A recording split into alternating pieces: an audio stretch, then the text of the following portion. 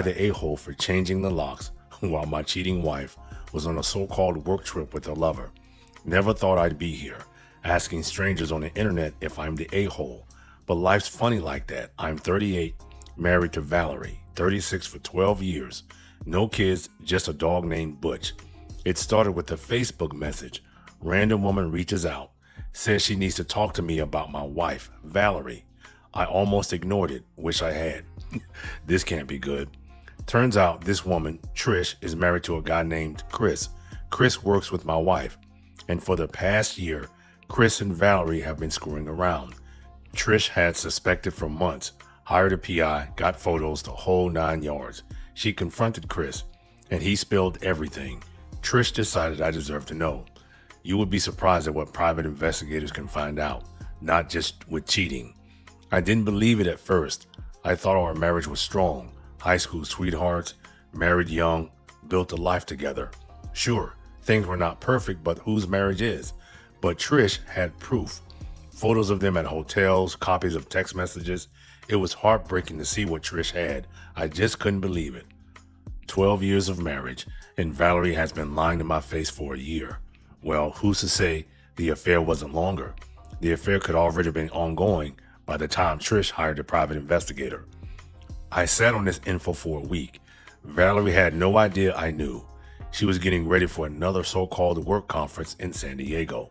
I knew now she'd be meeting Chris there. The night before she left, I almost confronted her, almost screamed, cried, demanded answers. But I didn't. I kissed her goodbye, told her to have a safe flight, watched her drive away, knowing she was going to him. As soon as she was gone, I sprang into action, called a locksmith, had all the locks changed. I don't think he can legally do that, locking his wife out of the marital home regardless of the circumstances. Packed up all her clothes, her personal stuff, loaded it into her car, drove it to her parents' place. They were not home, so I left it in the driveway with a note. Ask Valerie about Chris. I decided to take half the money out of our savings. I opened up a new account, as well as filling out a new direct deposit form for it to go into my new bank account. I turned off her cell phone. The bitch can get her own.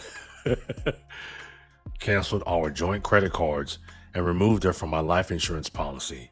Then I sat and waited. 3 days later, Valerie comes home. Except she can't get in. Calls me, freaking out. Where's her car? Why won't her key work? What's going on? I let her panic for a bit. Then I told her I knew about Chris, about the year-long affair. Told her not to come home, that we're done. She broke down, crying, screaming, begging.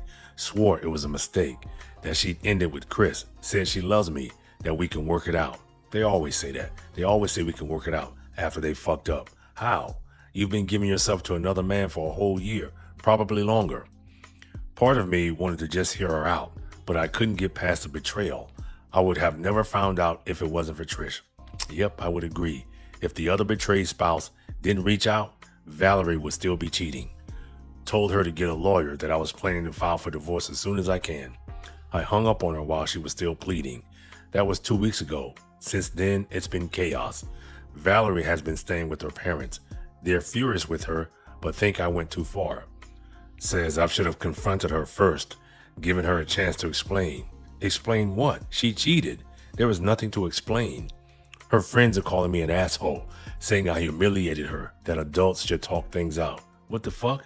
Cheaters don't get that privilege. My family's on my side. Says Valerie made her bed, now she can lie in it. My friends are split. Some think I'm a hero for standing up for myself. Others think I went nuclear too fast. Valerie is still trying to fix things, sending emails, leaving voicemails, begging for another chance. Says she'll do anything to make it right. I haven't responded. Can't bring myself to talk to her. Every time I think about her, all I can see is her with Chris, laughing at me behind my back, making a fool of me for a whole year. But now, 2 weeks out, I'm starting to wonder, did I go too far?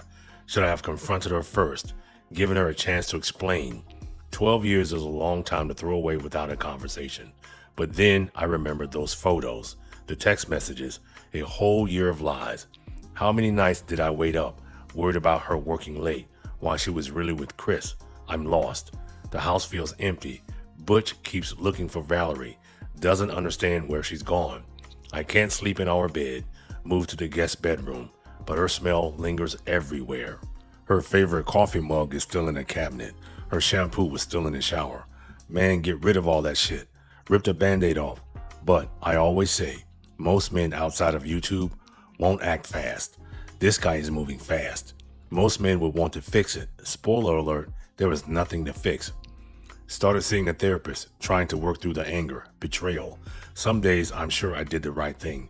Other days I wonder if I acted too hastily. Valerie's birthday is next week. I'd already bought her a gift months ago. Found it while cleaning out the closet. Just a stupid necklace. But I'd been so excited to give it to her. Ended up donating it to Goodwill. Couldn't stand to look at it.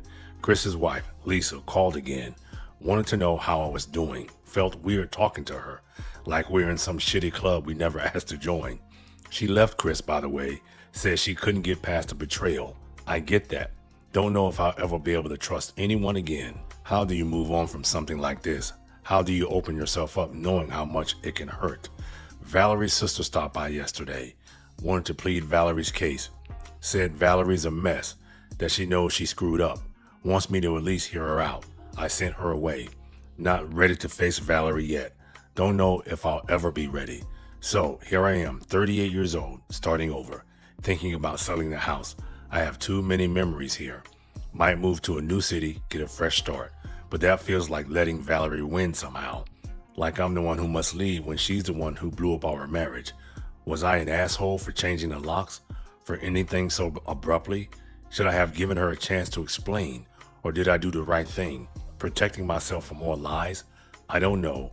And that's why I'm here, asking you, Reddit, am I the asshole? Update. Well, it's official. I filed for divorce, and I put the house up for sale. It's been a few months since this happened, and Valerie has cooled off. She sends text messages every so often, and yes, she got her own phone in her name.